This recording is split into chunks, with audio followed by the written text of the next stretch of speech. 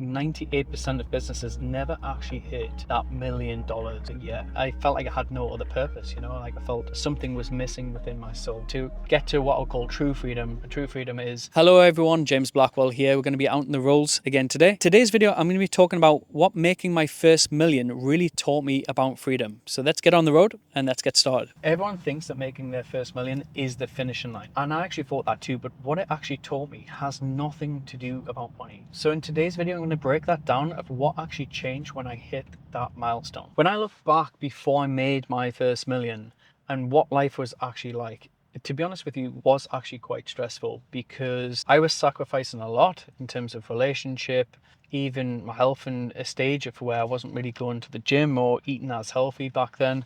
And I was just putting so much pressure on trying to hit these 6-figure months in my agency and get to that first million liquid in the bank account. And when I look back at that, I realized I just put far too much pressure on myself on a big goal when I should have been breaking it down into smaller increments. There is a lot of sacrifices as a business owner that you do make. And I read a stat recently that 98% of businesses never actually hit that $1 million a year, which was crazy to me. You need to be in that 1 or 2% to even just break through 7 figures. And as hard as it is running a business and actually just trying to sacrifice everything, trying to break through to that milestone is tough. And when I first started my first agency over 11 years ago, I started with a 10K credit card and loan. And those early days were very tough, very lonely. I always go back to thinking when I hit that first 100K in the bank account, that was the best financial feeling that I'd ever had. I felt I was rich. I felt like I was good, for a year without having to earn any more money. But then obviously breaking through to the million, it required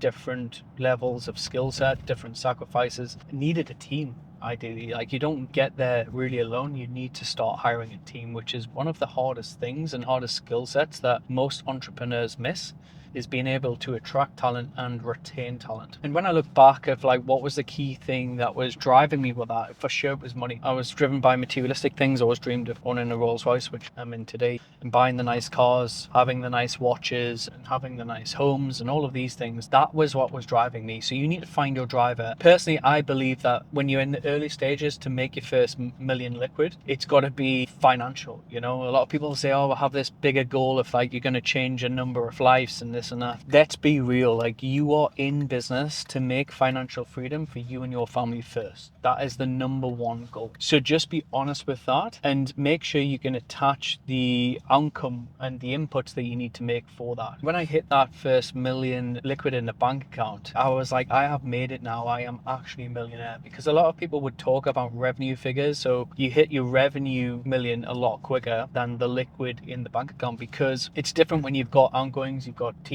costs, business costs and financial costs, and then tax and VAT and all of these things. So actually having a million liquid is way different than being a millionaire on paper, in terms of net worth or what the business has generated. So a lot of people will say they've generated the revenue, but have they actually kept that cash liquid in the bank account before they deploy it? So I just remember that feeling of you felt just free. I felt like I could pretty much buy a lot of things that I wanted and upgrade all of the nice things, the cars, the houses, the trips, the hotels, all of those things. But once you've got all of that, when you go from a million to 5 and then 10, obviously it is different feelings. It's more numb, as it were.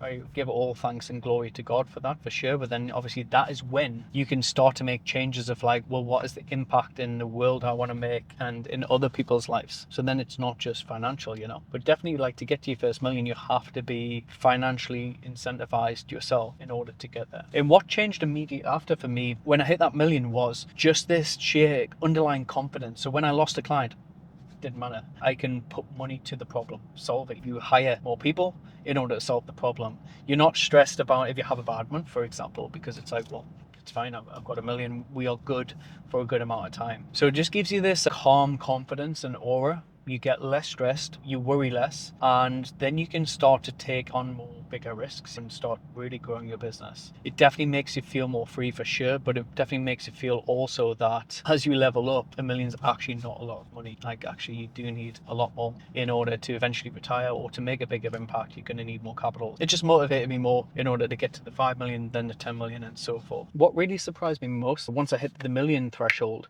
was that I just had more options. I had more options of where I wanted to go and live next. So I remember that was just before I went to Dubai, and I moved to Dubai for just under 5 years. That just took me to the next level of getting to the 10, you know? Like the first 100K is the best feeling ever. The first million is pretty much the hardest. And then the next 5 is a bit easier. Then going from 5 to 10 is just easy because you've got everything dialed in. You've got all of the skill sets. You've been a multimillionaire. You've proven it. You've got the right business model to offer. You know how to hire and fire a team and build a culture. You know how to grow. You know how to sell. You know how to market. You've built your personal brand. So once you've got all of those core fundamentals and you've basically took care of your family, you've got the nice things that you want. So once you're in that position, that's why after the first million, it's a lot easier to get to the 5, and then easier on there to get to the 10, and then from 10 to 20 to 30, which is the journey I'm on now, it definitely is easier. There's levels, and it just depends on what more sacrifices you want to make in order to get to the level. Once you get there, then you know that business is just a game, and it's just digits on a dashboard, and it's just like how far you want to go up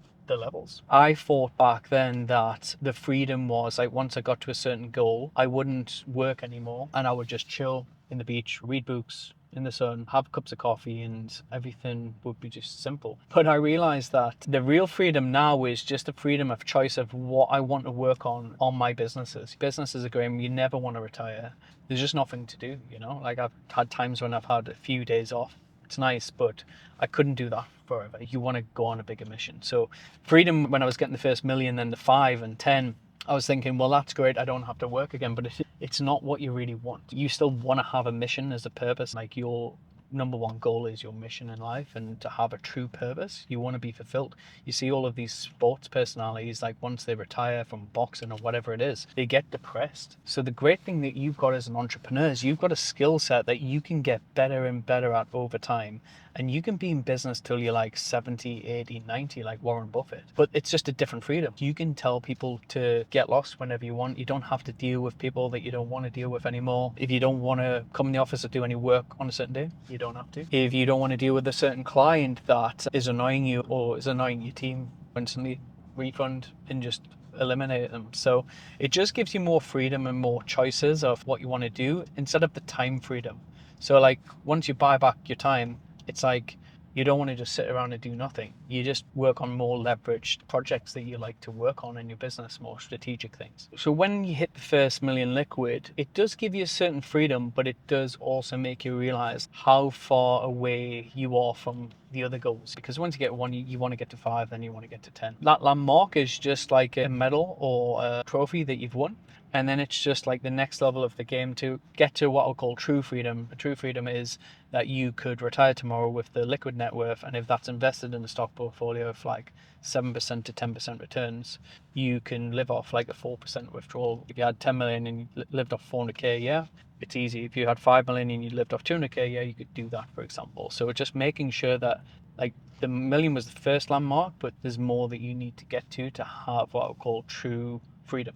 And what had a change in my business for me to feel actually free was, again, just buying back time. Like looking at everything I do in the business, in each department, do I have the right team for that? And if problems start to come to me, making sure that, well, I don't want those problems because I wanted freedom, and making sure you've got the right team in place to be able to handle that. And as you scale your business, the hardest skill to learn is, can you scale in the right way that it's simple and it requires not many layers of management, not much friction of deliverability.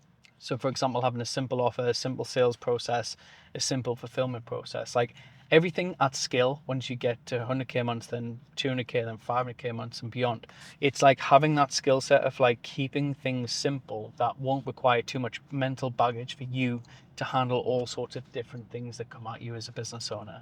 So that is the skill set that you learn for the freedom. Like when you move forward, most founders complicate things in their business, and the hardest skill is like keeping things as simple and as frictionless as possible. When you hit the million, do relationships change? Well, yes, like people see you slightly different, because I feel like when you've proven yourself to be a millionaire, then it's a certain skill set. You're one of the few percentages in the world that did that. Some friends will fall away that get jealous. that's just totally part of it, and then everyone else wants to be your friend. You get introduced to more people want to be around you more, and you build like a higher level business friendship group. Once you've got a million liquid, that's like sort of the entry ticket into the millionaire status and the millionaire rooms that you can be in, the mastermind rooms that you pay to be in, and the friendship groups and the relationships that you build with other successful entrepreneurs. And one thing that I found after making money was my faith in Christianity and Jesus Christ. So I was contemplating this the other day of like, would I have found it without the financial success? And I don't know. I realized like my journey was actually very tough at the start as an entrepreneur. I had a lot of stress and anxiety early on, and I feel like God showed me that struggle to really appreciate the money now, which is why when I've acquired this wealth, I appreciate it. I know how hard I had to work, how much I've sacrificed, and that was a blessing from God, which is why I'm so thankful for everything that He's given me, and the skill set, the knowledge base, the wisdom is all from Him. And I feel like the financial success He's given me because He's shown me the sacrifices you have to get through as an entrepreneur, as a founder, and then it puts you in a strong mindset in order to give back and what your bigger mission and purpose is. So I want to spread God's word a lot more, and I want to make a bigger impact, and how I can do that in the entrepreneur circle is probably what God has blessed me towards. And I wouldn't have been able to make that impact if I didn't have the financial success, because I couldn't advise other entrepreneurs on success, as it were, because the only thing you can measure success on in business is financial. Yes, there's obviously health and wealth and family and love and your faith, but in terms of like monetary success, you have to prove yourself. So I really feel like I probably wouldn't have found the faith how I did now without the journey that God put me on. And everyone's on a different journey for sure. And I'm just forever grateful that when I made all of that money and I felt really empty in Dubai, I felt like I had no other purpose, like I felt something was missing within my soul. And that was definitely when I came to God and found my faith in Christianity and Jesus Christ. This was almost 18 months ago now. And it just fills you up with a longer purpose, and it just gives you this peace in your heart that you are on the right track, and you know that so much is possible now with the Lord at your side. What would I wish someone had told me before hitting the first million would have been that it is probably a lot harder than you think, but the hard times don't always last. Like, you just got to keep pushing through. You've got to keep growing, you've got to keep evolving, you've got to keep the discipline, the daily habits every single day. And that is one thing that a lot of founders get stuck at, the 20 to 30K a month mark. I know this because I help many agencies that try and block that. And it's more mental shift of like not having a bigger purpose, not really like pushing their goals, their daily habits, their daily disciplines. But I think that if someone had just told me earlier that I just needed to push through and it'll be okay, because you do get stressed when you're not hitting that mark. It does take longer than you expect. Like, you're not going to make your first million liquid within 12 months, for example. It's going to be very rare that you're going to do that, because you have to build the muscle and the skills of hiring the right people, going through ups and downs in the business, changing your business model slightly, but then staying disciplined and keeping things simple. So I think it was long and short at the same time, but just having utter faith that you will get yourself there. And probably just like knowing that, again, like investing in mentors or just being around the right type of people earlier would have helped as well. So getting out of your local environment and into something that is outside your comfort zone. That was what making my first million taught me about freedom. Really keen to hear yours. So if you've actually been on that journey, let me know in the comments and what the lessons were that you've learned. And if you're interested in scaling your business with offshore remote assistance so you can buy back more founder freedom, then feel free to book a call in with one of our team in the link below. And I'll catch you on the next one.